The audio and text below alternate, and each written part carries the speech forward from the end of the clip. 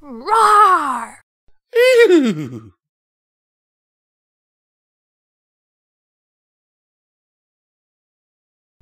Hello and welcome to Pony&Wolf Productions. Today we'll be reading Happy Birthday, written by Gojira007.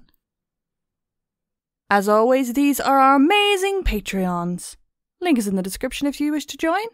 And shall we get to it?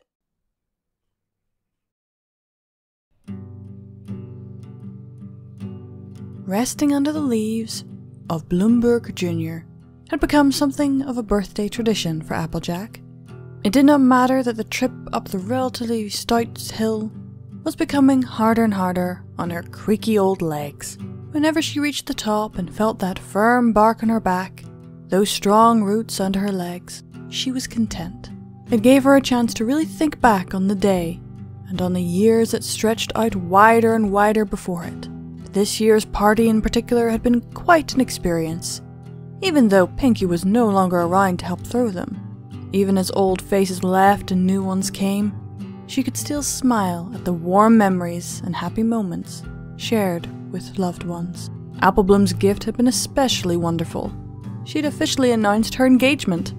Even now, Applejack was beaming with pride, strong enough to put a gleam of her old orange back into her faded brown coat. She simply could not wait for the wedding. But as she entered Bloomberg Jr.'s comforting shade, the aged pony found herself face to face with a vision she knew could not possibly be real. "Happy birthday, darling," Rarity greeted, in her all-too-familiar sing-song voice, a strange ethereal echo to it. "It's been too long." Applejack stared at the unicorn, lying in front of the tree with eyes wide and unbelieving. Her coat was even more white now than Applejack remembered, practically glowed in the midday sun. You can't be here," the Earth Pony whispered, even as her mind shouted 1,000 different things instead. "I've missed you so much, even if you're not real. I'm so happy to see you again. You left too soon." She received an all-too Rarity smile in reply. "Come now, dearie. If all our adventures together taught us anything, surely it's that anything is possible." Not this," Applejack replied. No matter how much I wish it were." Nonetheless, she found herself settling down next to the unicorn. "Perhaps I simply just in your mind then," Rarity said, nestling her head on Applejack's haunch. "Or maybe I'm just the messenger telling you what you know in your heart. Either way, you know it means something when I say it's time to be with me, Fluttershy, Rainbow Dash, and Pinkie Pie." I'd like to be truly," Applejack said softly. And she did. No matter how close she got to the spectre, for her, it felt too far away, and it drove her aged body wild. "But I can't go just yet. Apple Bloom, she's getting married soon. I ain't leaving without making sure I see her through it." The unicorn laughed a little, letting her snout nuzzle along Applejack's back. "Stubborn as ever, I see," she said. "But I understand. Do take care, darling, till we meet again." And suddenly Applejack was alone. A few birthdays later, and Apple Bloom had been happily wed. The ceremony had been magical, to say the least. Princess Twilight Sparkle herself had officiated, and every last apple in all Equestria had managed to attend.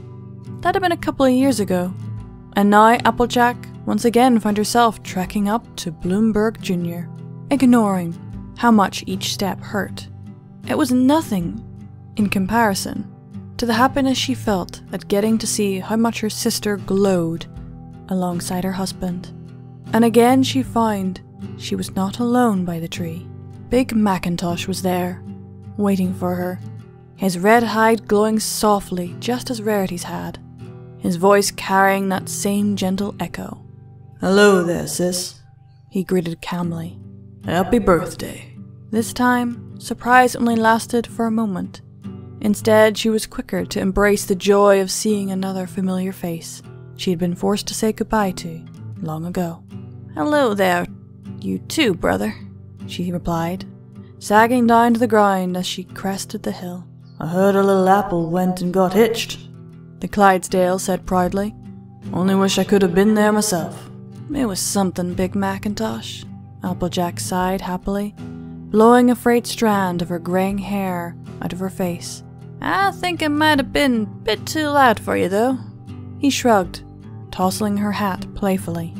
Seems like a pretty high note to go out on, he told her, a strange mix of love and firmness in his voice. Especially since I can tell how tired you are.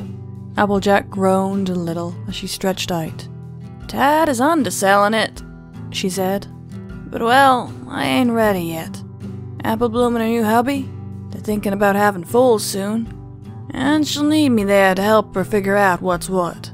Big Macintosh sighed a little, giving his little sister a gentle push to the shoulder. Stubborn as the day is long, he said. Some things never change. The younger sibling felt her eyes fluttering closed. I promise, she said. You and Granny and the girls, I'll be with you soon. Just a little longer. And Applejack was again alone. A few more birthdays passed. The leaves had begun to fall off Bloomsburg Jr., and the fields of Sweet Apple Acres found themselves regularly played through by the wild pair of fillies Apple Bloom had mothered. It was, admittedly, a little hard for Applejack to make out their latest antics through her one good eye, but she could see enough to smile as wide as her cracking lips would allow. Good kids, she wheezed as she made her annual trip up the hill. And as she'd come to expect, there was some pony waiting for her. This time, though, it was two some ponies, where Rarity and Big Macintosh had glowed. This pair shined like shooting stars, and Applejack felt her cheeks, already lined with tears as she croaked out. I was hoping it would be you this time. Happy birthday, sweetheart. One of them spoke with a father's love. Did you have a good one? Applejack nodded as she nestled between them. She was older now than they had been when she had lost them, yet she still felt like a foal in their presence. A mother's caring voice said, You aren't wearing my hat today, darling. I gave it to Apple Bloom this morning, Applejack said, each word wispy, each breath strained. I told her we was both ready for that. And are you? The father asked. I think so, Applejack answered, forcing her good eye out on the farm as best she could. Apple Bloom's marriage is going swell. The kids are doing great. I don't think there's anything left she needs from me. She felt a lump in her throat. I'll miss her though. I wish there was more time. Her mother nestled against her cheek. That's the thing about time, Sugar Cube. You always wish you had more. Again, Applejack nodded, but she took comfort as the eyes closed and her breath slowed. She could see Rarity again, and Big Macintosh, and her parents, and one day, Apple Bloom too, and so she left with a smile on her face.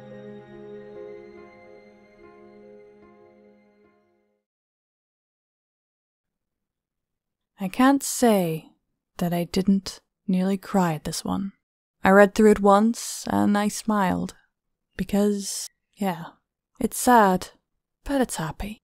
That was Happy Birthday, written by Gojira007. I hope you all enjoyed, and keep watching that moon, everyone. Bye!